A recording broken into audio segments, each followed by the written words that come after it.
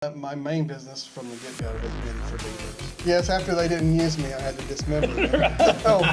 Did anybody ever bring you a car and say, dude, make this perfect? This is perfect. Not exactly. There are several detailers you pass on the direct route that I go. And I just got lucky enough to be the one they trust. What all has changed in the business since you started? Price. So, and that's when I learned you cannot weld a pulley onto a crankshaft.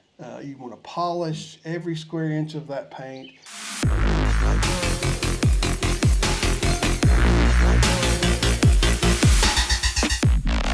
Hey everybody, welcome back to the Barry and Jeff Show. I'm Barry. I'm Jeff, and this is Steve Knott, better known as Dude, from Classic Auto Care. It's a local cleanup detail shop, among other things. Other things, yes. Yeah. So, to start with, so how's your dad doing? Your dad recently had bypass. He's recovering from quadruple bypass. It's been a couple weeks. He's getting around. So how do you guys know each other? We met at You were working for Clayton, I think. Yeah. And I was working for Ray, and that would have been... Oh, auto paint shop, probably 1991, 2, 3-ish. Clayton was a super nice guy. Yeah. And hired me on, and he's probably still one of the best painters. yeah. Him and Dave. David Cotter, yeah, Yeah. absolutely. David Cotter's a great painter. If you can get him to do anything. Yeah, I've tried a couple lately. So how did you actually get started doing this business? I was funny enough. I was working for Clayton Abercrombie at a place called it was Z-Bart, and then it became Auto Tech, and he was doing cleanups, detailing, and then he was also starting to rebuild wrecks and stuff, and he got tired of the cleanup part, and he said, "Hey," they called me Dude. Said, "Hey, Dude, I've got 5 dealers. I don't want to let them down. I want to give them somebody I trust. We'll either find you a place here, or you can take my 5 dealers and you can go off and start you a detail business." I said, "I will see you later." And, I'd done work for all the dealers before, and I think I kept all of them. Maybe a couple of them had disbanded after that. Yes, after they didn't use me, I had to dismember them. No, there was, and one of the best companies, and up until just recently, I did work for one of their salesmen still, was Total Leasing Systems, which they got me introduced into more of the Highline cars. Mm-hmm. Like they would do anything from Porsches to Mercedes, and that was my first real experience with, because you go to their Jaguars, place and pick them up and stuff, and so I get to drive Mercedes back and forth, and that was just, it was a dream for a kid. When I started on my own, I was like 25, 26. Yeah, that was what, probably 93 or something? On my own, completely on my own, was 1999. January of 1999. I see that now. So, but I absolutely loved it. Did anybody ever bring you a car and say, dude, make this perfect? Dude, perfect. Not exactly. They are. No, dealers are notorious for that. Yeah. Yeah. And dealers generally want it, when I had my shop, generally want it perfect and cheaper than everybody else, and they want it done today. Yeah, yeah, and that's and they don't want you to bring them their ticket till the end of the week. Yeah. What's up with that? You do the work, and they're like, "Oh, we don't pay bills till Friday." Right, but I really need to come get the car. Yeah, but so I had to do it too. You got to get in your car and drive from dealer to dealer to dealer. And here's your tickets, give me a check. Yep. Because otherwise, you're not getting paid. And you're right, 100%. Dealers then, it's changed a little now, but dealers 10 years ago wanted stuff right now, this day, we got to get it going, we're going to get moving. And I don't know if I've just been blessed or lucky, but I've dwindled it down to a couple dealers that just don't have lots, but just do deals. Right.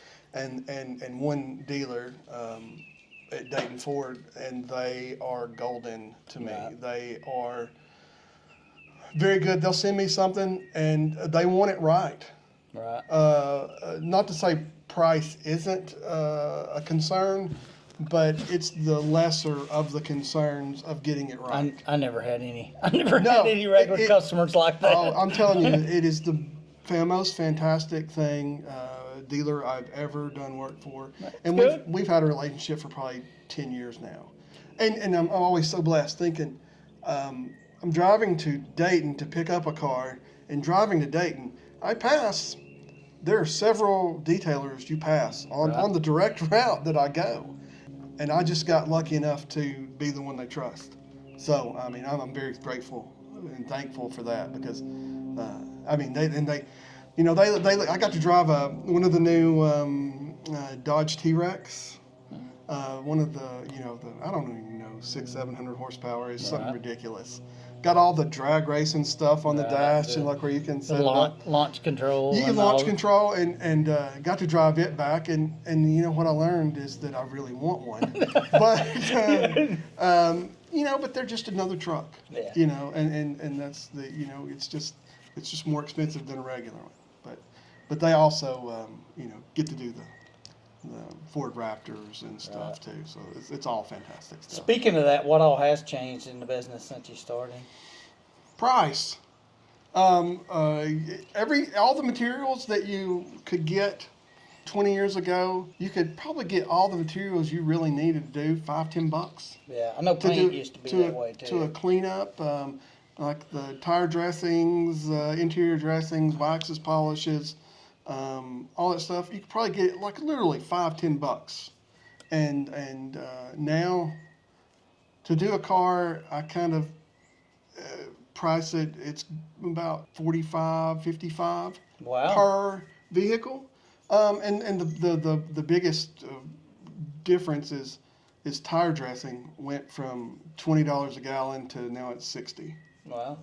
And that's just been very recently. See, I wondered because you didn't, the last time I brought you a Subaru, it's been actually a couple years, but I didn't feel like you were really that much different in price than you were 20 years ago. That's been... It seemed to be $40-50 higher maybe than you were 20 years ago. Yeah, and that's to stay competitive.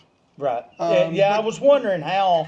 I'm sure there's a lot more cleanup shops now than there was when you started. A lot more people think they can do stuff fantastically, and there's a lot more people willing to hustle and tell you what they can do. But it's just if you price, what I've found is that my customers generally don't mind paying more. Right now, I'm going to say the average full detail is around $250, and that's actually gone up from a couple years ago. Right. I mean, I think of prices, it was probably.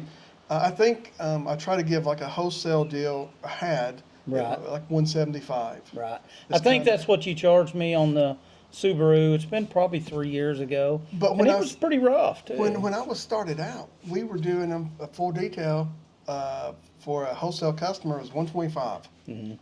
And although the cost of materials and stuff have gone up, but the dilution of everybody doing it and saying they can do it, you know, like you have like mobile detailers now that'll come around and I think most of them do a good enough job for what you need, but the dealers are like a little more picky. Right.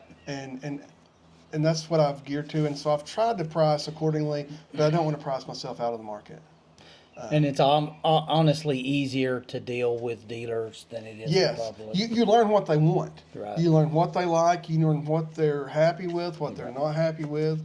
I mean, you can see if this scratch, do I need to work on this scratch some more to get it, you know, less noticeable? Right. And for a general customer, they may want it gone completely. Whereas the dealer, if you can make it presentable and not stand out, most of their customers understand that it's a used car and it's going to have a few little imperfections. Right. But the individual, if they're spending money, we want it perfect. And so there's just knowledge and understanding. And right. Walk us through the process. You get a car. How do you break down the work, and what's the typical job look like for you?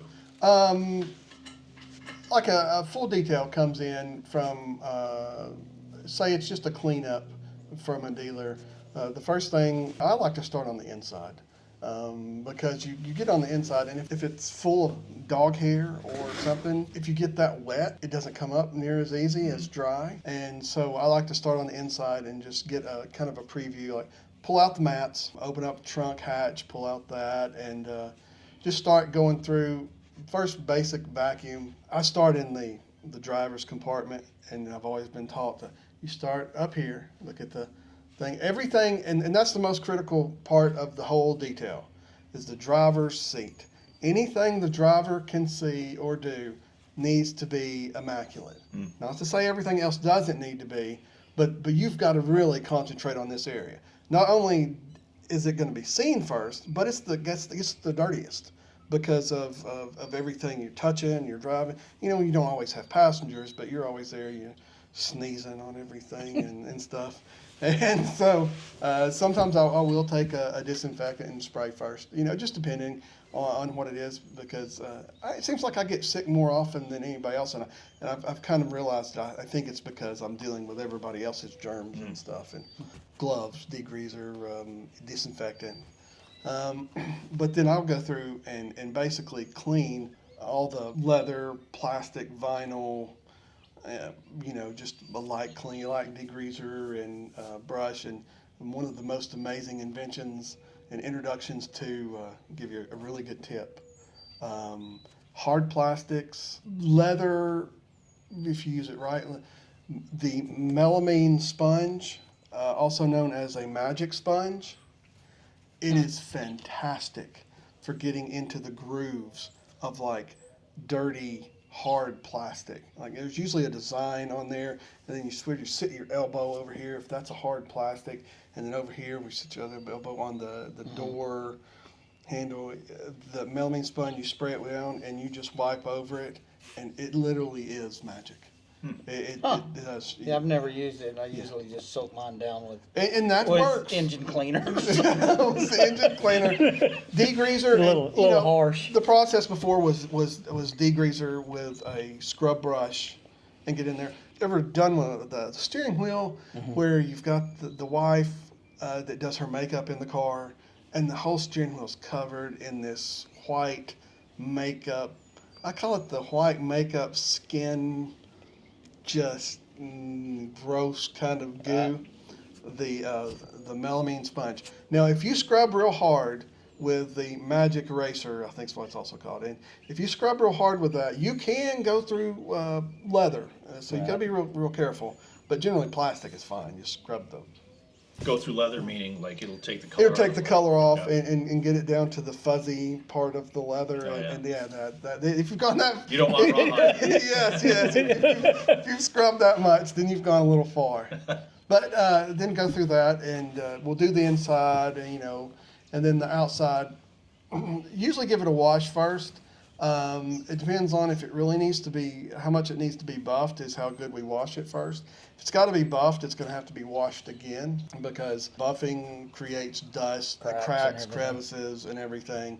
And one thing I've learned, if you use like 3M compound and stuff, which I prefer, if you don't wash it the day you buff it, you're going to have a lot more trouble getting it out of the cracks and crevices, and just steer clear of the trim. But then you do the buffing and then the washing, and then you go back with the finishing wax. I like to wax the whole outside of the vehicle.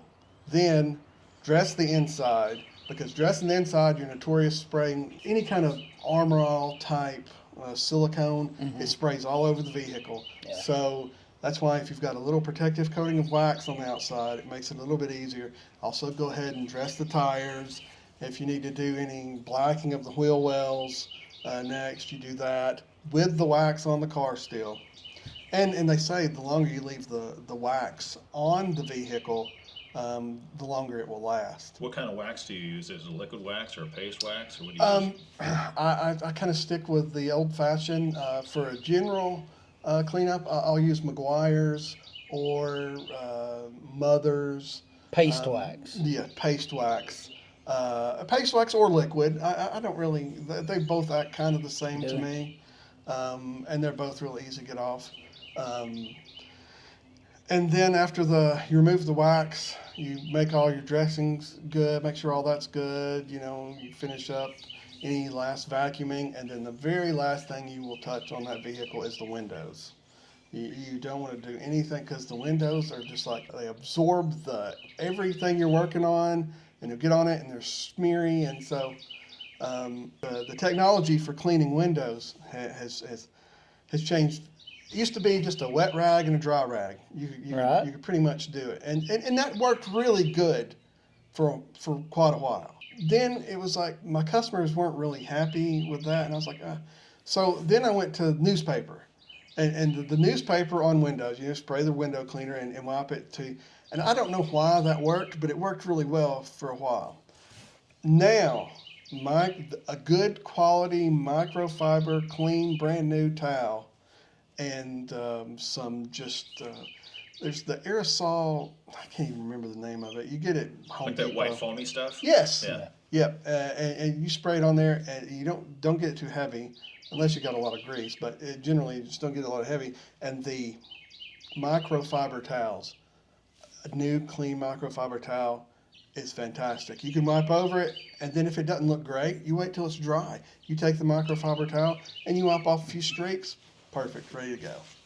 And I wish microfiber towels, they're kind of the greatest and the worst invention ever for working on cars, because if you drop it and there's leaves or anything around, It's done. It's done. It's garbage, because you cannot get those leaves and stuff out. So we've actually come up with a better system lately of used towels, because notoriously I use a towel, I'm throwing it, and just laying it down somewhere.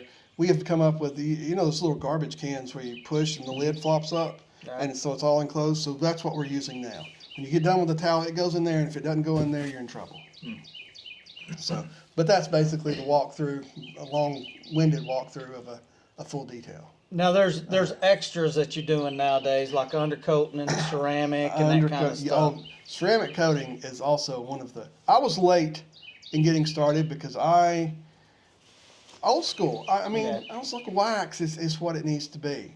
And then I started doing my research. Ceramic coating is one of the greatest. Now it's pricey. Yeah. It's pricey because all the work that goes into the vehicle before you apply that, because you don't want to apply a $500 coating onto something you just I'll wash it and put this on there. It's not going to stick like it should, and so you've got to go through the paint and use iron decontamination. You want to polish every square inch of that paint. You want to remove any kind of residue, wax, anything from that finish, and you just want just the paint finish itself, nothing else. I mean, I think there is. Most cars go through a 5-stage process to apply the ceramic coating. Yeah, that was going to be my next question. Is ceramic something that people can legitimately do at home? And it doesn't sound like it. Well, you can. Just one of the greatest things about the company, I use System X, their ceramic coating, and they have one that they offer a lifetime warranty for the paint, which is insane. But you have a couple rules to follow. They don't want you to go through spinning car washes. That will nullify your warranty. You have to come back yearly for a inspection coat, which is basically it's a much faster process, a light coat to go on the vehicle to just refresh the original coat. It's adding a little bit more, but it's not really doing anything to the original coat you put on there. Absolutely, the results from these vehicles that I've done have been. I don't know how to explain it. It's I really enjoy it. It's really a pain in the. You've got to know what you're doing. Yeah. to get the results you really want. And if you've not done it before, there's a learning curve. And just like anything. For example, if you've never tinted windows before, and you go out and buy tint, Yeah. and you come home and you're like, I'm going to tint my windows. Yeah, you're gonna go through. Yes, you're going to go through some stuff. Luckily, when I tinted windows, I got paid to learn. Yes, yeah, I agree, and Yeah. that's the way to do it, and that's what that's kind of what I've had with the ceramic coating. It's like, hey, I want to try this, so, and then the first few I wasn't perfect, but they were priced accordingly, Right. and so now fast forward 4 years later, I think I'm pretty proficient at making all the stuff work. I'm already thinking of I've got a car, my white Camry. It needs it's kind of oxidized. It needs if I were to bring my car to you to get a full outside detail done with ceramic, what am I looking at for cost? Is it with the paint starting? It's in pretty good shape. Pretty good shape. Yeah. A little minor Yeah, it's not terrible. Well, there's a few levels, and I will push hard to make you go to the top level. It actually is more expensive for me and makes me less money, but it's a product you're going to be happy with. The longevity of the product. We're looking at probably in the neighborhood of 14 to 1600. Okay. Up Cheaper to, than the paint job. yeah, up to 2,000. And I can look at it and tell you like, okay, we're not going to be able to help this, or if there's like a humongous scratch or something, or like we might want to get this looked at first. But like minor scratches, light oxidation, that can all be paint corrected. And I that's I hate the term paint correction. It's accurate in what it does, but growing up, and you understand this, when we were taught that car needs to be buffed. Buff that thing out. Right. That was it. Right. You buff it out. Yeah, now they got trendier names Yeah, for buffing. Paint correction is buffing. buffing. It Right. sounds more expensive. Yeah, I mean, Yeah. I guess everything has the trendier names. No, it's paint correction. No, you're buffing it out. Give me a break. I will say that I thought for a long time that the ceramic coating was a gimmick. Oh, And now a friend of mine had it done somewhere, I don't know where, and it was a pretty big difference. It was a noticeable difference. It wasn't my car. Seeing it, like I go to the gym with him, seeing it at the gym, it looked good. Yeah. But he had that done, and it was noticeably better, and there was really nothing wrong with it before, I thought. and it's a little cheaper. If you buy a brand new car and you're spending $30, $40, $100,000 on your new car, and you can spend a new cars are a little bit less. Their top line is probably $1,400. You still got to go through all the process, but you don't necessarily have to buff every square inch of a new car. Although you do have to buff, there will be scratches you're going to find on every new car that I've done. You're going to find scratches. They're going to be there. There's going to be something where they've washed it with something harsh or whatever. But if you're going to spend 30 grand plus on a vehicle, it just makes sense to spend a little bit, just a fraction more, and have that paint protected for, and you don't have to do the lifetime. I recommend the lifetime, and but like I said, you've got to come back yearly within a 30-day window for to make their warranty valid every year. You've got to renew it every year, and it's pretty cool. It goes on your Carfax. You can go look at your warranty information. It's not transferable. Now, does it, like with my wife's new car, it seems to chip really, really easy. I think the paint is really thin. Does it help with that? It helps. Okay, it helps minorly with that because it becomes the coating itself is what they call the one I use is a 9H hardness. And I looked it up, and I'm not smart enough to explain what that means, but that is way harder than the basic clear coat alone. And so it does add an additional protection layer, but no, it's not going to protect you if you're going 90 down the road and a rock flies up. Maybe I can take him our new project car here for you to. No, I'm gonna decline. We're not So that was what I was wondering too. Has there been any that you just, as far as cleanups go? Because I know as a mechanic, you would get people that you would not believe how messy some are. And I've turned, over 20 years of when I was a mechanic, I turned down several cars and told them no. Has there been any you've turned down?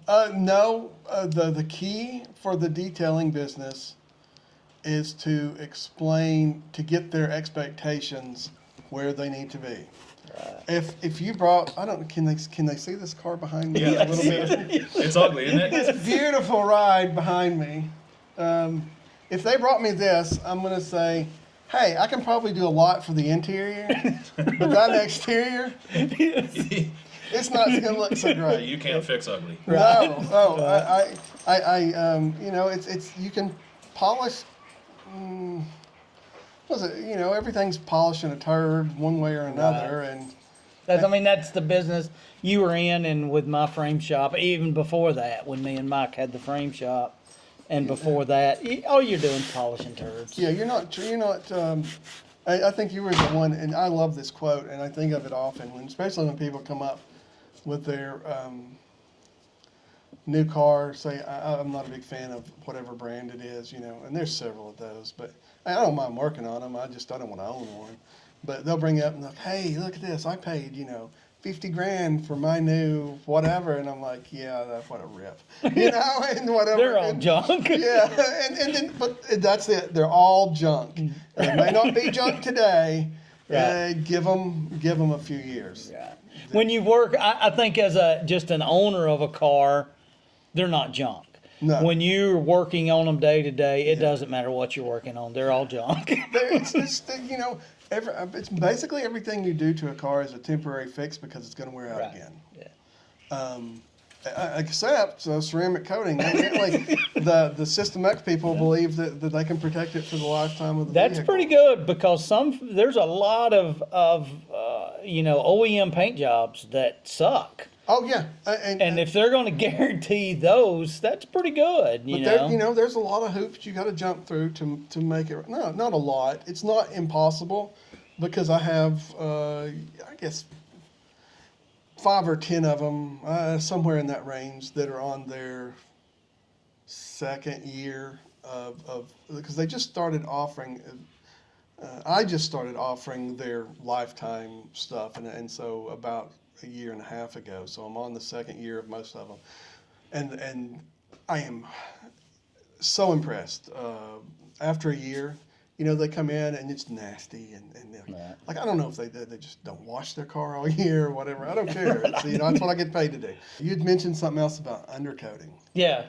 You got you a new undercoating rack. Yes, I noticed when I was absolutely over. love it. Yeah, and I saw somewhere some guy talking about this, and he said, "Look, well, I just bought one of these old used car racks," and I was like, "Hey, that's a good idea." Yeah. I was like, "I don't really have a place where I want to put a lift permanently. Right. There's a couple places, but I don't really like outside lifts, Yeah. and that was the best space for it. But we've got one of these." They're drive-on display ramps. Like you'll see a car that'll drove up on the ramp, and they're set up higher so you get attention from the road from people Right. going by.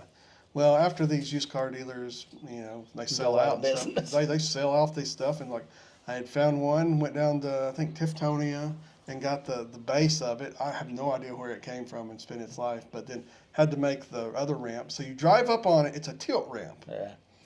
and it's scary. You drive up on it, and then once you get to a certain point, it's going to tilt. Yeah. And when it starts to tilt, you're at the mercy of the steel and stuff holding you up. Yeah. And it just gets me every time. Yeah. But then once it tilts, you can drive on forward, and you're stable on the thing, and you can get up, and it sits up about maybe 3 feet high, so I can get under there, pressure wash. The undercoating that is I had just learned about a year ago and had done some testing, but stuff called wool wax. It is anybody can get it and use it if you want to. It's called a lubricant, a penetrant, and rust protection. So that's that oil base that like never completely dries. Right. Yeah. It's a lanolin based waxy film, and it takes about 30 days to cure. Is one of the, Oh, so does it get hard, or no, is it okay? it gets. Is it that stuff that you're supposed to renew ever so often, like they sell up north? If you're up north, you Yeah. definitely want to probably get it done. It will wear off with salts will attack it Right. and stuff. But if in the south where we are, and I guess south of the Mason-Dixon line, to use a really old term, you can get that done pretty much once, unless you have several. If you have once or twice in the winter and you got to drive through something, it's going to be fine. And they say you don't have to even pressure wash it. If you're worried about the coating underneath, just get a water hose and run it off. Pressure washing tends to push it away, but it's so good because you can spray it into the cracks, into the holes, into everywhere the water's going to sit. It gets into the. Now, is it better than you think? It's better than the Z-Bark coating that y'all used to do at Clayton's? I think it's probably really close to the same. I think it's a little better, just because the Z-Bark stuff that I'm familiar with was 20, 30 years ago. Yeah. So I'm sure they've upgraded over time, but it's real similar to that. But I think this is a lot more user. But you don't do in like I know the Z-Bart, you do in the drill the pillars and stuff. There's a protocol for that. In our area, it's really, you don't need it. I mean, I had one come by that they had spent their first couple years. It was a 21 Mazda CX-5 that this couple just got, and it's been a couple years of its life up north, and brought it down, and it wasn't bad, but around the edges of the suspension and all the hanging parts of the exhaust and everything were starting to rust. And so there's an awesome product that you can spray on there that'll dissolve the rust. If you can't get to it, if you can get to it, it's a lot easier to grind it off, sand it off, just scuff it off. And then you go back and you want to recoat those areas with some kind of paint. You don't want to just Before spray, the undercoating. Yeah, before the undercoating. You don't want to just spray the undercoat. You can. They say it's perfectly okay to. I personally like to put a little paint coat on there to cover it up, and then we undercoated that with the wool wax, and it was they were stellarly happy, and I absolutely loved the way the look of it came on. You still want to drive through for 30 days. You don't want to drive in one of those car washes that pressure washes the underneath. Right. I think after a couple of weeks, it's pretty solid, and then after 30 days, they say you're good to go. So, but you still don't really want to pressure wash it much after that. But driving through a car wash is accepted after 30 days. No, hey, you guys have done great. I've watched some of your shows. I really love the aluminum welding, and I don't have an Electrolux dryer, but it was a good video. Yeah. But if I did, I could make it quiet. So yeah, I'm part of a podcast. If you can edit this out. Right. If you, No, go Yeah, ahead. plug away. We Yeah. do. We hadn't recorded this year much, but we have some other stuff. We're called Two Likeable Guys. It's me and a guy named Josh Stanford. It's literally just an audio podcast. We'll get and record in wherever, his basement or whatever, and talk some local issues, mainly dealing with Red Bank, because we fight against the powers that be, and we want Red Bank the way it was when we were growing up, and they want Red Bank like it should be North Chattanooga, and we disagree with that. Well, Red Bank, like it was when we were growing up, is the speed limit's 30. If you go 31, there's going to be 6 cops dragging you out of the car. Yes.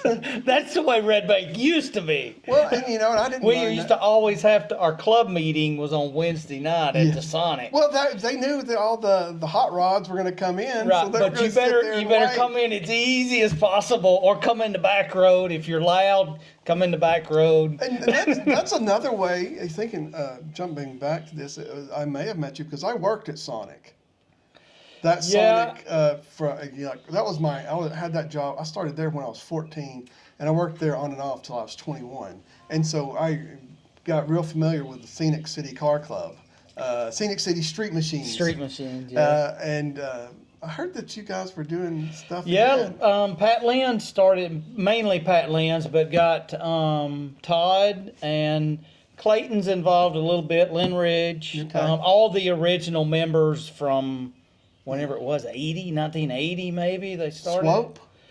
Swope, I don't know how involved he is, but I think he is a little bit. But yeah, Pat Lynn's mainly started it back up, and they don't meet I think they're meeting every Monday night at Hardee's in Saudi now, and then they're doing a once a month meet at Green Pond Baptist Church. So I think it's getting a little bigger. I go when I'm in town and I can. My dad started my love for cars. He was a mechanic. He was in the Air Force, and he always worked on cars and stuff. But when he went in the Air Force, he became an airplane mechanic, and then from the airplane mechanic, he came back and he could work on cars. If I can work on the jets they're fighting in Vietnam, I can fix this car for you. And he was really good at it then. Like that technology was. He understood, it was more logic than it was technology at that point. Okay, this spins this way, so this shouldn't spin that way too, or, that kind of a deal. First car was a 69 Chevelle that he drove. It's crazy to think of driving a 396 SS Chevelle with a 4-speed back and forth from Eglin Air Force in Florida, and I'm sure it had like a fairly, maybe a 373. Yeah, I agree. Highway speeds, the gas you're using. Yeah. Oh my gosh! He even told the story of, this is what got me a love for cars and that, and I remember coming home and the neighbor said, "Yeah, I remember when you guys moved in, we knew you were home because the windows would rattle." And I was like, "Oh yeah, that's good," And he even told the story of riding one of the 2-stroke Suzukis back from to come to see my mom from when he was in just getting started in Florida, and he would drive, and he said about halfway there, he said I took spark plugs. It's about halfway there, I'd have to replace spark plug and drive on back, and I was like, how much horsepower would like a 2-stroke 300 something Suzuki have? Because that sounds like it'd be kind of fun. Right. But yeah, cars nowadays are much better, but they are not near as cool as we had when we were, starting to drive in the mid 80s. Yes. Because you could still get those 60s and 70s cars pretty cheap. I remember buying several Impalas and El Caminos, a 69 I traded a Pinto for a 69 El Camino one time, and then ended up selling it for like $500 or $600, and thought, this is the coolest thing in the world, making money off of cars. I made like $200. Well, and now what those cars are, I absolutely, now what they're worth is stupid. But even my first car, I tried to look, okay, and this is one of the things I love, that when we were doing, when we do our podcast, if we have guests on, one of the questions we always ask at the end of the show is, hey, what was your first car? And my first car, a 1980 Chevette. Oh, wow. 4-speed, 4-cylinder, and the paint was all dull and stuff, but it only had like 60,000 miles. So I was like, yeah, man, I'll give you $550. This is great. Drove it home, and you know, I was very proud that it was my first car. And that was, I was like, I've got to paint it. You know, I was like, it's dull. And this is what, I'd seen my dad had done some stuff in the house, at the house when I was growing up, like doing some paint work for other people. And he wasn't, you know, professionally a painter, but he could get it, make it look decent. And that's when you could really make a car look decent from the garage with whatever lacquer or whatever they were using. And I was like, I can do this. I can paint this. And so that's a really good story. So I ended up getting I was like, I'm going to, you know, I was like, okay, well, I don't have a place to paint it. I'm going to get the car all prepped. I'm going to take it down to Earl's shop. So sure enough, and I was like, you know, and I'm going to change this car's color. I had no idea what I was doing. You know, the color went from like a brown purple, and I was like, no, I wanted a sporty yellow.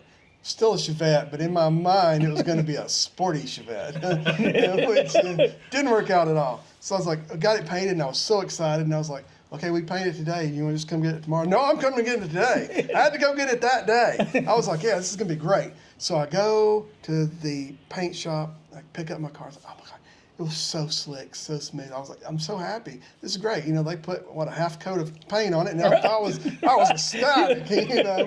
And it was like, at the time, I guess it was probably, I think it was 99, 95. Yeah, I remember them being that. So came back home, and I was like, oh, that's so cool. It looks so good. Went to bed that night. Came back out the next morning. The dew had settled on all the top surfaces and made them all dull. Yeah. I was heartbroken. I was absolutely, and my neighbor, Clayton, I said, hey, I just got this done. He's like, well, he said, well, you know, if it's not fully hardened, you're going to get, right. And so it just all looked awful. And it's because where it got wet and it kind of wrinkled a little bit. He said, you could color sand and buff that, but dude, I just leave it. And that car was great, right up to the point where the crankshaft pulley fell off. That car's downfall. And I should have known, it had a little knock in the front, and I was like, what is that knocking? I was like, I don't know. Yeah, don't worry about it. It'll reveal itself. So sure enough, going down the road, the crankshaft pulley flies off and rolls off. Like, hey, something just flew out from the car, and I had no power, and I was like, so I went over and picked it up and got it, and I was like, hey, it's still good, you know. I'm like, but then I realized the bolt had broken. Right. And and that's when I learned you cannot weld a pulley onto a crankshaft. Well, it's different. I mean, you can. I might want to keep that story to yourself. Well, it was fun. It was fun at the time. I'm sure it wasn't fun for the guy. We sold it too, but it was. What was your first car, Barry? I had a 1977 Chevy Monte Carlo. Well, that's a pretty cool one for your first car. Didn't have the big fins on the, like, not fins, but the big roundy, like kind of humps over the quarter panels. It had a nice little roll. Yeah. It was actually a pretty sharp car. It was canary yellow with a white Landau top. Yellow. All and right. a white interior. Because yellow is sporty. Yeah. Had one of the first. It had a crank moonroof on it. Oh. Oh, wow. That leaked. Oh, yeah. I don't think you could have any sunroof, moonroof, or anything in the 80s without leaking. Yeah. That's actually a car I would love to find and get that car again. I love that car, but you can't. I mean, it's. Well, you know, that's what I was saying. I was like, man, it'd be cool to have another Chevette. I had a lot of fun with that car. First off, if they're out there, they're junk. I mean, They were junk. They were junk then. But, I mean, if they're out there, you know, I was like, maybe I could find one that was still running. It didn't have to run great, just running and something I could, you know, just play with. And I saw some online. They want like $4,000 and $5,000. And I was like, you've got to be out of your mind. There's no way I'm paying $4,000 or $5,000 for a car I could have bought for $550. I'm sure you remember my first car, the Falcon. It was a 64 hardtop Falcon. I bought it from David Daughtry's uncle, and it was he had changed it. He'd made a gasser out of it. Had a straight axle and a big block 390 in it, and it was the absolute biggest piece of crap. What do you mean by a gasser? Well, what they used to do back in the 60s, mainly, probably in the 70s too. I think in the 70s they called them like street freaks or something, but they were gassers where you basically take a car and you gut it bumper to bumper, put the biggest motor you can get your hands on and put the straight axle. Cut all the suspension out and put a straight axle. And they always set like Yeah. this with the front end up. The And mine front did end too. was- My front bumper was this much taller than the rear bumper. And it had, when I got it, It was kind of the reverse squat. yeah. So when I got it, it had nothing, literally nothing but a driver's seat in it. And he was building it to race. And it was gutted. The doors were gutted. The windows were up and had screws in them to hold them up. There was nothing inside, no seats, no back seats, no nothing. And I used to drive that thing back and forth to high school. Nice. And I ended up putting 2 seats in it. And when I got it, you could see the floorboard was cut out so bad, you could see the back of the motor, and I could watch the drive shaft spin. No, And I Did you drove have- it like Did that. you have a girlfriend at the time? No, Probably not. that's shocking. can't imagine why. But I drove it like that for several weeks. You know, you just reach down and grab the side of the transmission and shift it. That's That is redneck. Yeah, it is. And my brother done sheet metal, and he finally made me a hump for it, and we sealed it up where it was, and then put another seat in it because all I had was 1 seat. so. Your brother was a master with sheet metal. He was. He I was. saw working at Clayton's. He did the dash for that Junkyard Dogs Camaro. Yeah, what was his name? I was trying to remember his name the other day. That dash turned out awful good, and everybody tried to get Wade to do more dashes. Yeah. I think he done one other one. He done some on my cars, but he just never was really interested in doing a lot of it. I can understand. It's like a lot like work. It was. But I do yeah. think when we think back to it, I think I did end up. I think my brother's van did end up with a set of guts that he had made. Yeah, he used to make. Clayton got him to. I guess I introduced him into Clayton, and Clayton got him to start making stainless steel guts. Yeah. So one more thing. Yeah. If you had to do it over again, would you do it? Would you go into cleanup, or would you go into something else? I love the freedom of having my own place. I hate the taxes. I hate the government red tape. I hate the restrictions by the city. I hate a lot of stuff. But that doesn't outweigh the feeling I get, the passion I have, the love I have for working on cars and making people happy. Right. I mean, if you can, you fixed a scratch for a guy. It was buffed out, and he's like, "Oh man, I know I'm gonna have to get this repainted and stuff." And I was, "Well, hey, let me work on it." It was borderline. Usually if you can fill it with your tip of your thumbnail, it's not gonna come all the way out, but you can usually make it less noticeable. And I was like, well, "Let me work on it." And he was just so grateful, and that kind of guy, that grateful that I have a set of skills, and he appreciated it. That meant the world to me. I mean, and he was like, "Okay, you know what? That was great and everything. And you told me it was going to be X amount. I'm going to give you X times X amount." And Right. he was like, "That saved me, from like probably $800 from getting this door painted and stuff." And I was like, Not only the money, but just the hassle of taking your car into a body shop and right. just with doing the undercoating and the ceramic coating, it's a lot more work. It's the older I get, it's a lot harder to hustle a job out to make a buck, and because I have just a lot more respect for the process, and if you do the process right, it's going to turn out as good as it possibly can. And if you rush through that process, it's not. So I don't know. Would I have rather it became a rock star? Right. Like I thought I was going to be. Yeah. I'd like to try that lifestyle out for a minute. Yeah, that was something else. My wife wanted me to ask you is what kind of music you listen to while you're working. That is such a great question, because it used to be I had to listen to my own music, not my own, but like stuff I liked. hair metal to Right. heavy metal. That was my go-to in the 80s, 90s.